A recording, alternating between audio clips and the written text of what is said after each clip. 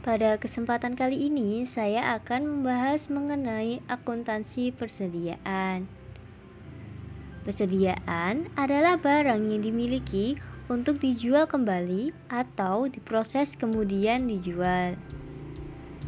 Jenis-jenis persediaan pada perusahaan yaitu perusahaan jasa tidak memiliki persediaan karena perusahaan jasa hanya menjual jasanya kepada konsumen. Lalu perusahaan dagang memiliki satu jenis persediaan yaitu persediaan barang dagang. Dan yang ketiga yaitu perusahaan manufaktur memiliki 3 jenis persediaan yaitu bahan baku dan bahan pembantu, barang dalam proses, dan barang jadi.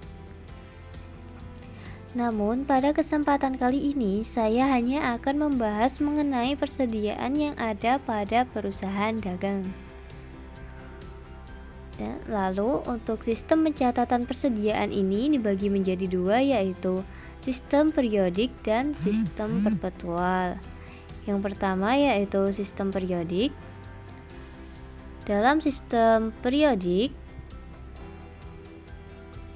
pencatatan persediaan ini melibatkan pelaporan jumlah persediaan hanya pada akhir periode. Ini berarti bahwa selama periode itu tidak ada pencatatan persediaan yang dilakukan. Biasanya pada saat menghitung jumlah persediaan memerlukan jurnal penyesuaian. Untuk pencatatan jurnal sistem periodik ini, maka dijurnal sebagai berikut. Jika pembelian secara kredit, maka jurnalnya yaitu purchase atau pembelian di debit dan akun payable atau utang dagang di kredit. Jika pembelian secara tunai, maka utang dagang diganti dengan kas. Pada saat retur pembelian, maka jurnalnya yaitu account payable atau utang dagang di debit dan kreditnya yaitu return of purchase atau retur pembelian. Ketika terjadi penjualan, terutama penjualan secara kredit, maka jurnalnya yaitu akun receivable atau piutang dagang di debit dan kreditnya yaitu sales atau penjualan. Dan yang terakhir yaitu retur penjualan. Retur penjualan yaitu ketika pembeli mengembalikan barang kepada penjual karena tidak sesuai atau rusak. Ini memerlukan jurnal yaitu return of sales atau retur penjualan di debit dan kreditnya yaitu account receivable atau piutang dagang jika penjualan tersebut dilakukan secara kredit. Yang kedua yaitu sistem perpetual. Dalam sistem perpetual ini, pencatatan persediaan dilakukan secara terus-menerus saat ada transaksi persediaan seperti pembelian, penjualan, atau pengembalian. Setiap kali ada perubahan dalam persediaan, itu dicatat secara langsung dalam catatan persediaan untuk memberikan informasi real time tentang jumlah persediaan yang tersedia. Biasanya pencatatan dilakukan dengan kartu persediaan untuk mempermudah pencatatan. Perbedaan pencatatan jurnal dalam sistem periodik dan sistem perpetual ini adalah pada penjualan dan pembelian. Jika tadi ada sistem periodik pembelian dicatat sebagai pembelian, maka di sistem perpetual ini dicatat sebagai persediaan barang dagang. Sedangkan pada penjualan maka akan muncul akun harga pokok penjualan. Untuk lengkapnya sebagai berikut. Pembelian yang dilakukan secara kredit, maka jurnalnya seperti yang sudah saya katakan tadi. persediaan barang dagang di debit atau bahasa Inggrisnya yaitu merchandise inventory, dan kreditnya yaitu account payable atau utang dagang. Untuk retur pembelian, jika tadi di periodik kreditnya adalah retur pembelian, kalau di perpetual kreditnya adalah persediaan barang dagang atau merchandise inventory.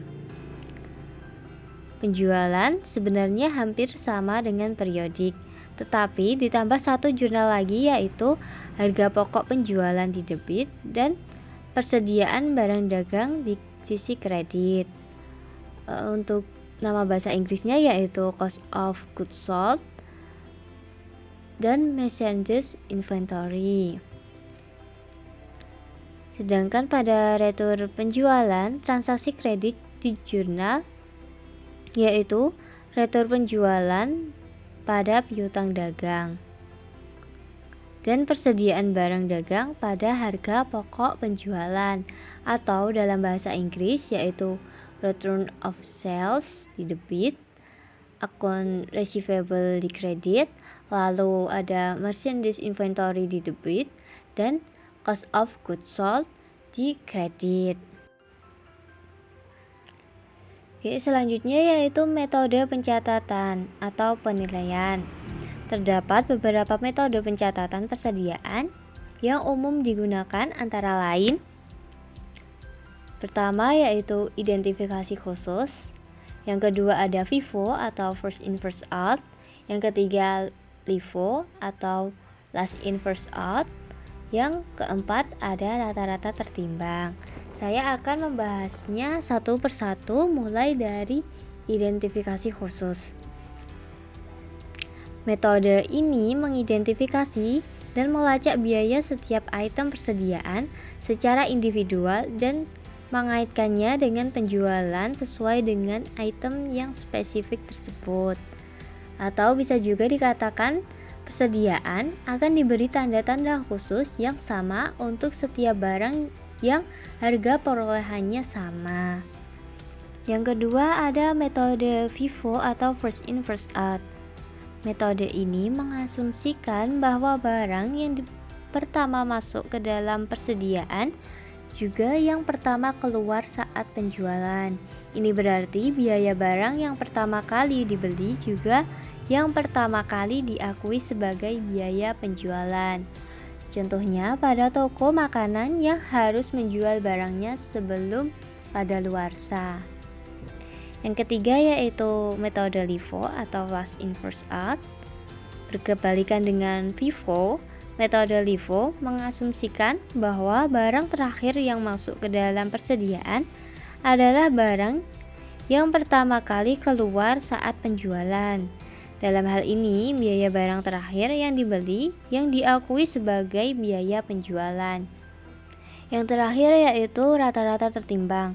Metode ini menghitung biaya rata-rata per unit di dalam persediaan untuk menentukan nilai persediaan yang tersisa. Sistem metode memiliki kelebihan dan kelemahan tergantung pada jenis bisnis, jenis persediaan, dan kebijakan akuntansi yang diterapkan oleh suatu perusahaan.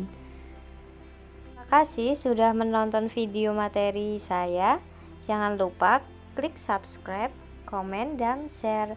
Sampai jumpa.